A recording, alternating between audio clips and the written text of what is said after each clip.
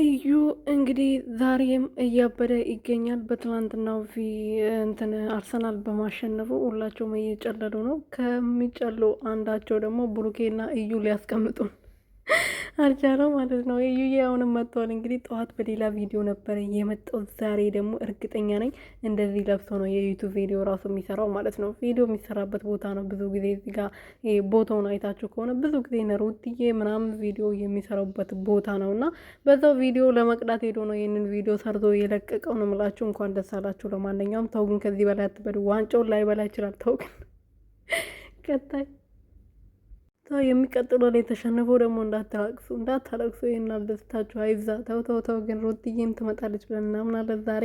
ሰላም ቤተሰብ እንዴት ናችሁ? ደህና ናቸው ወይ? እኔ ያለው እግዚአብሔር ይመስገን። በያላችሁበት ሰላማችሁ ብዘት ትረፍረፍ ይበልልኝ። እዩዬ አሁንም በድጋሚ እንደዚህ እያበደ መጥቷል ማለት ነው።